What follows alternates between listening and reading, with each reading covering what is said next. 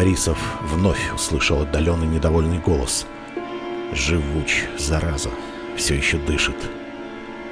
Хотелось крикнуть, чтобы помогли умереть, коль так не терпится. Но не успел, потерял сознание. И вновь из тьмы появились знакомые лица.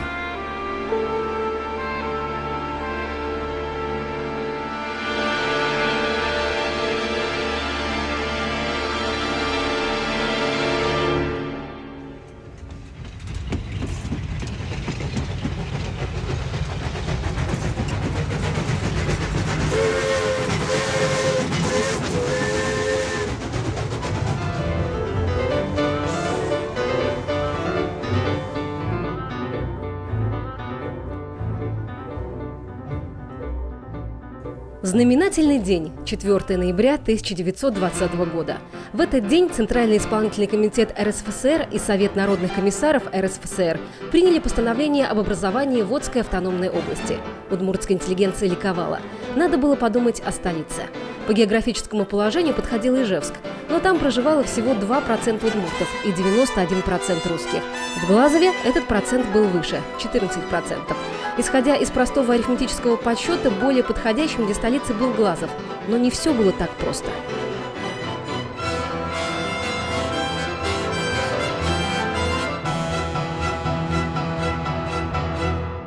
Как можно было создавать государственный аппарат, когда элементарно грамотных, умеющих читать и писать не было? Не говоря же об удмуртском языке, по-русски ничего не понимали. Вот это была одна из колоссальнейших проблем. В июне уже этого же 21 года, и Ревком, который у нас был создан по постановлению 4 ноября, внес предложение в ЦИК о переносе центра области из Глазова в Ижевск, обосновывая это предложение тем, что в Глазове нет кадров, которые бы могли обеспечить руководство организацией, народным хозяйством, культурой и прочей Удмуртии. Не из кого было выбирать, никого там не было. Шел 21 год. Летописцы писали, города переполнялись нищими. Подавать им милостыню население было не в состоянии. На все жалобные мольбы о помощи всюду следовал холодный отказ. Человеческое сердце как бы окаменело. И брели эти измученные люди с мутным взором неведомо куда, с полным сознанием того, что нет на свете уже той силы, которая смогла бы вырвать их из когтей смерти. Точно вал, сучек, кчевот туэгужем вал. Одик шапык на зора зущий. Весна и лето 21 года было точно таким же, как нынче. Была засуха, поэтому средств на открытие и содержание школ, детских садов не было.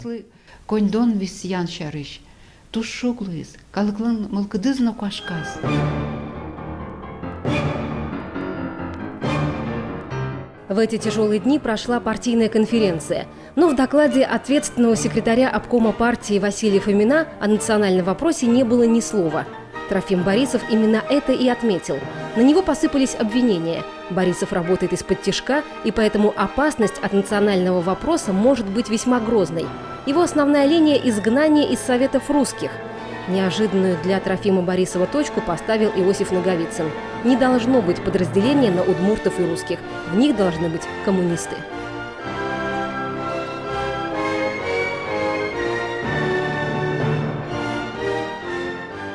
Вань уж маневал партийную коммунистическую организацию СПИР. Вся работа шла через партийные ячейки. В Ижевске ими руководили люди русской национальности. Проще говоря, руководителям было страшно потерять власть. А Трофим Борисов не скрывал. Так как создана водская автономия, в руководящих структурах обязательно должны быть удмурты. Государственность, власть чиновники и власть по котку мене речку. Государственность – это власть, а за власть всегда идет борьба. Трофим Борисов попал в страшную молотилку. В партийной организации удмуртов было мало, их пытались сломить количеством. С этого времени жизнь Трофима Борисова можно охарактеризовать как хождение по мукам. И Трофим Борисов пыда сулоншуре себерлойни, что у него хождение по мукам. Ишкарын удмуртиос одик гневал, житвал. И соосыз зибынок... В Ижевске удмуртов было очень мало. Постоянное большинство составляли русские, поэтому решать вопросы не в сторону национальной политики было легко. После конференции Борисова мучила бессонница. Он прокручивал весь ход конференции в своей голове, мысленно спорил со своими оппонентами, пытался найти свои ошибки. Как можно готовить кадры из удмуртов, если им не давать возможность самим руководить своими делами? Не входя в воду, не научишься плавать. –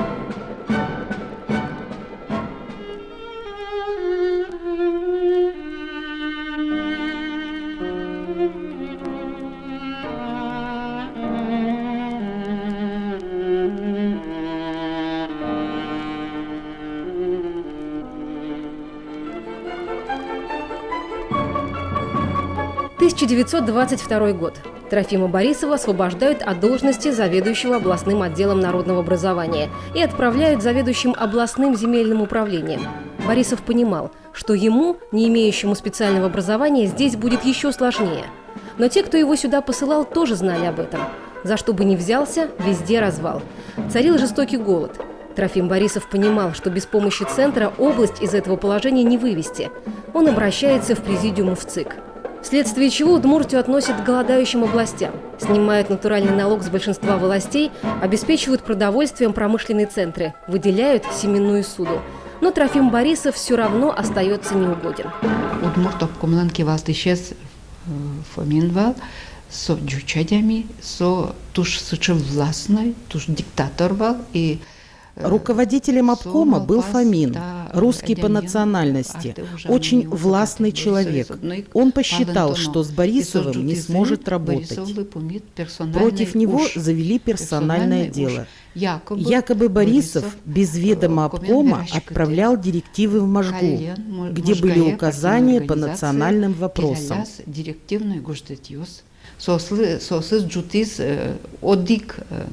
Тышист отын удмуртиосыз гине джутыны, дючосыз зыбыныгес.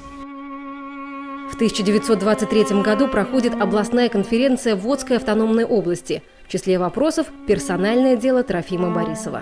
Большинство считает его виновным и исключает из партии. Ему был дан намек об аресте. Трофим Борисов хотел побывать на квартире, но издали увидел около своего дома работников милиции. Его ждали и на вокзале. Трофим Борисов нанял подводу и в ту же ночь направился на станцию Агрыз, оттуда в Москву.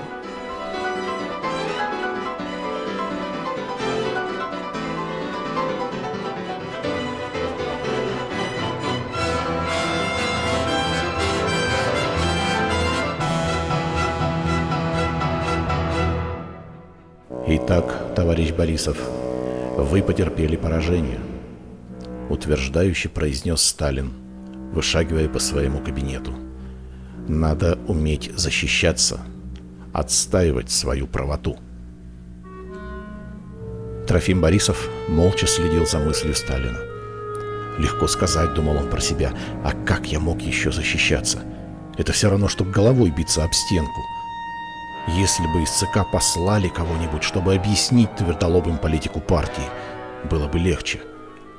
Пока идут одни инструкции и постановления, а их каждый толкует по-своему. Мы вам дадим немного отдохнуть от всех этих дрязг. Тишина калмыцких степей вас, надеюсь, успокоит. А калмыки — народ дружный.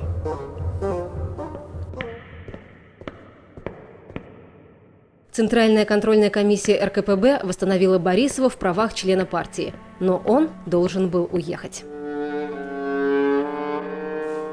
В Москве Трофим Борисов встретился с Гердом. Он спросил: Что же будет теперь с нами, Тракай-Агай? И только теперь Трофим Борисов ощутил какую-то особую боль в душе. Раньше он переживал ситуацию только как личную, а в вопросе Герда была боль, был укор. Пусть не по своей вине, но это бегство. Но что он мог сделать практически один? «Не грусти», — сказал он, пытаясь успокоить и себя, и Герда. «Все впереди. Ведь не зря я вас сюда направил. Сколько теперь только в Москве учится? Более полусотни. Это такая силища. Без науки мы не поднимем ни экономику, ни культуру нашего народа».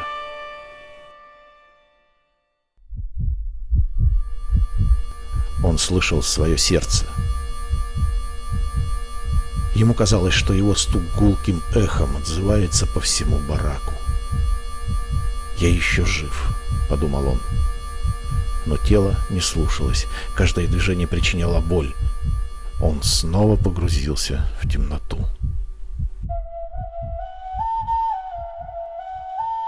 Калмыцкая и Удмуртская автономные области – ровесники. Они родились в один год. Трофима Борисова направили в Калмыкию, рекомендовав на должность ответственного секретаря обкома партии. Работал он на этой должности 2 года, но его имя осталось в памяти калмыцкого народа. Тани паймонокать Трофим Кузьмич Борисов, кукесо Калмыкия вуэ, нырычик дышете калмык клэс. В Калмыкии он первым делом учит калмыцкий язык. Он работает над строительством государственности этого народа.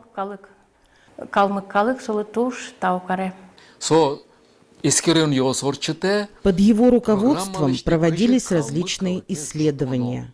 Первая программа по развитию калмыцкой автономии разработана Трофимом Борисовым. В 1925 году бюро Удмуртского обкома партии обратилось в ЦК РКПБ о просьбе перебросить Трофима Борисова на работу в Водскую автономию. Его отзывают из Калмыкии.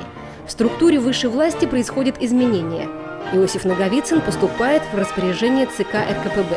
Трофим Борисов избирается председателем исполкома автономной области.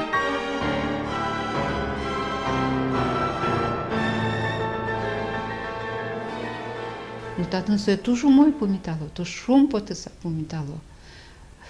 Кто сой жей Удмурт исполкомлен, областной исполкомлен председатель Луисо. Ужана Куцкиз. На родине его встречают очень хорошо. Теперь у него действительно появляется возможность работать.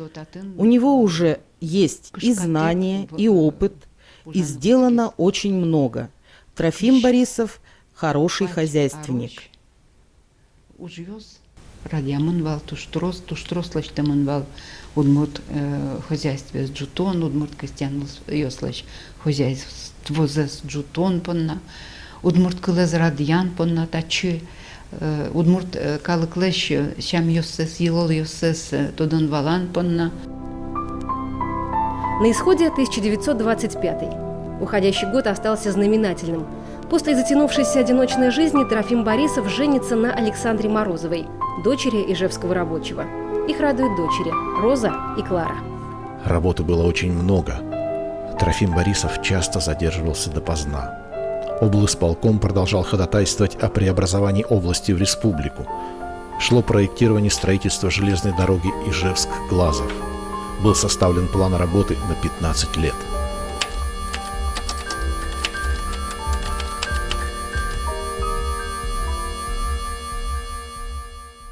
Туж баджим сыча конструктивный уж нуишки валыни. В области велась конструктивная работа, но и здесь противников у Трофима Борисова было достаточно. Было подстроено грязное дело. Национальной политики с агентами туж скельши своим сорян тыкшизы ношек провокация лаштаны. Морозный январь 1927 года. По городу поползли слухи о якобы непристойном поведении высокого начальника, самого председателя областного исполкома, то есть Трофима Борисова. В Москву пошли бумажки.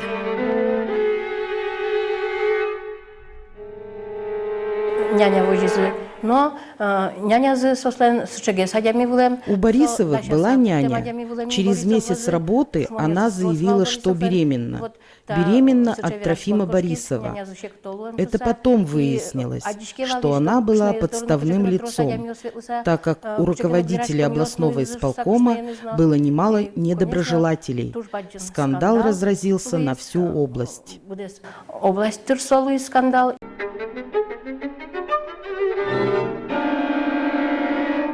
Однажды, вернувшись домой, Трофим Борисов был поражен состоянием своей жены. Она обвинила его в распутстве. «Няня от тебя понесла». «Ерунда», — отмахнулся он, но истерика жены продолжалась. Трофим Борисов пригласил врача. Он определил 2-месячную беременность. Няня же работала у Борисовых только месяц. Казалось, все ясно. Очевидно, поэтому Трофим Борисов не придал этой истории особого значения. Но няня начала шантажировать, угрожала судом. К тому же супруга Трофима Борисова не хотела верить в непричастность мужа. Скандалы в семье разыгрывались по любому пустяку. Трофим Борисов был вызван в Центр. Партийная тройка Центральной комиссии ВКПБ рассмотрела его дело. Он был исключен из партии. А в январе 1928 года Верховным судом РСФСР Трофим Борисов был осужден к 5 годам лишения свободы со строгой изоляцией и лишением всех прав. Вскоре шантаж был раскрыт. Ижевские рабочие обратились с ходатайством. Через 8 месяцев он был освобожден. Но Трофим Борисов понимал, что житья в Удмуртии ему не будет. Да и скандалы с женой не прекращались. В ее жизни появился другой мужчина. Борисовы развелись. Он уезжает в Москву, повышает квалификацию врача. Вскоре Наркомздрав отправляет его в Коми автономную область.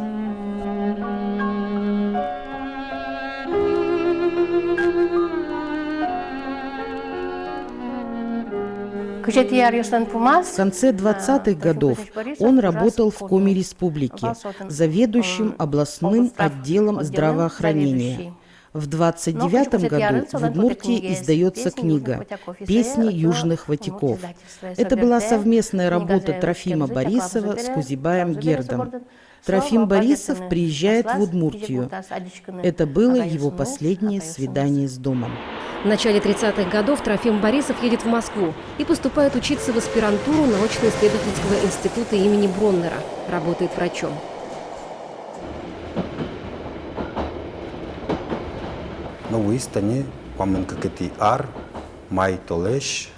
Но наступил страшный 1932 год.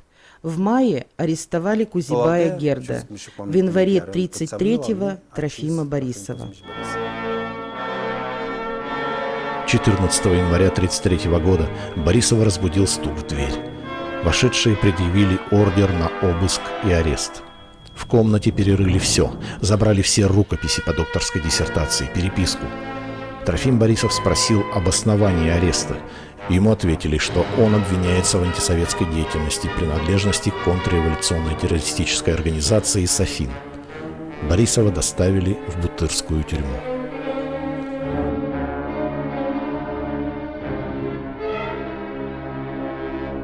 Совет подсамын шонирак аливерашком бере удмурткалык жутуны тыршеменыз балче за идею, за... Его арестовали за национальную идею. Вся работа Трофима Борисова в 20-е годы обернулась против него.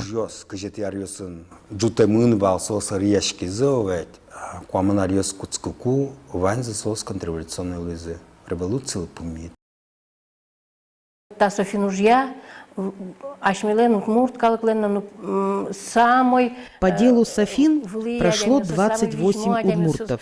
Это был самый цвет интеллигенции.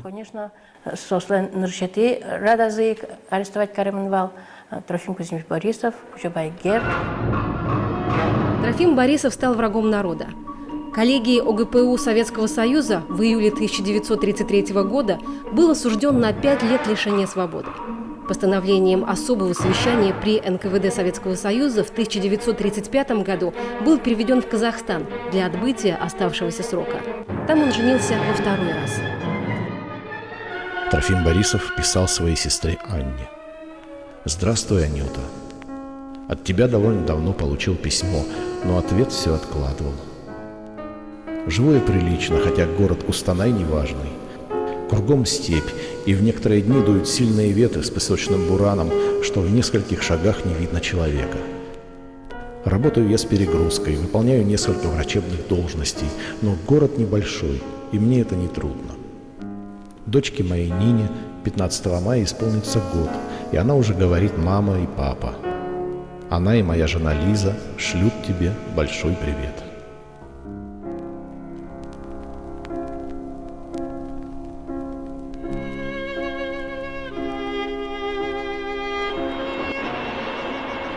Из Кустаная Борисовы переехали в Чимкент. Он снова работал врачом, но был обвинен в халатном отношении к своим служебным обязанностям. Его снова осудили к 2 годам лишения свободы.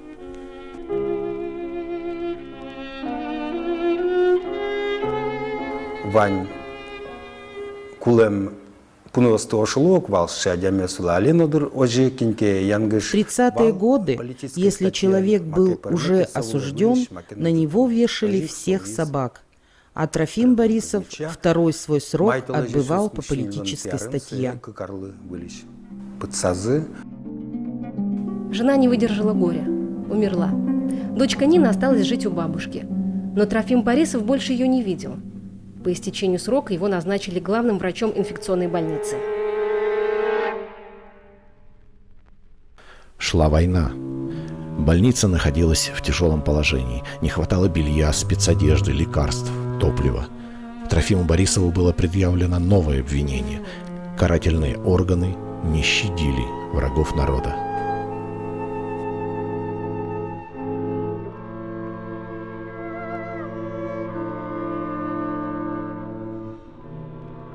Що тисяча розпорядження больниця іще дишкутез, мішклизи до рази ужащёс. У Трофима Борисова не было выбора, и он дал распоряжение грязное белье стирать на частных квартирах. Распространение инфекции среди городского населения объяснили именно этим. Трофима Борисова снова обвинили. Приговор – 8 лет исправительных работ.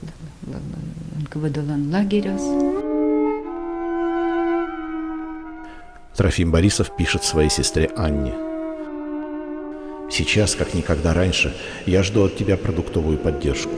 Болею, хожу с трудом. Без поддержки со стороны мне трудно подняться. Пошли топленого масла, по-удмуртски жарено-сушеного мяса, гороха, сухарей, печенья, меду, грибов. После освобождения я всем вам отплачу. Пойми, что положение мое серьезное». Письмо было написано 10 мая 1943 года.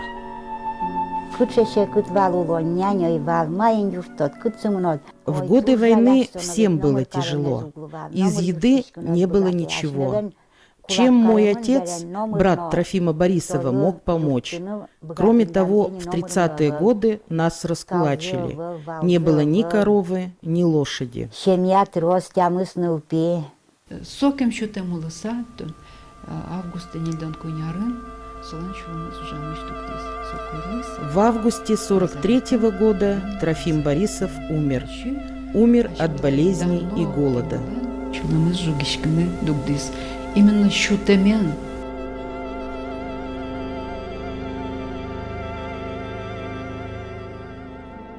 Трокая гаймы ожу шуа вылем. Кытын кемон вордишки, отчик моне медватозы. Мнам щини восы пото. Трофим Борисов говорил: «Пусть меня похоронят там, где я родился. Постороннему человеку не понять всю нашу боль. Жаль, что ему так мало дали пожить». Ну, конечно, жаль, что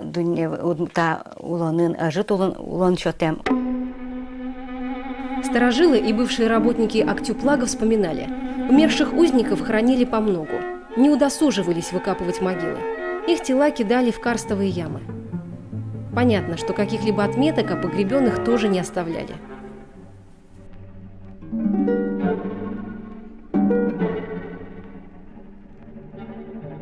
Удмурткалык кылын дано пиосыз пылын, мынам малпамия нырышетен тыйын сылы. Мын малпашко Удмуртский народ может гордиться многими сыновьями: Иосифом Наговицыным, Кузибаем Гердом, Иваном Михеевым. Но я считаю, что для развития народа больше всех сделал Трофим Борисов. Максим Прокопьев туштрос ужас.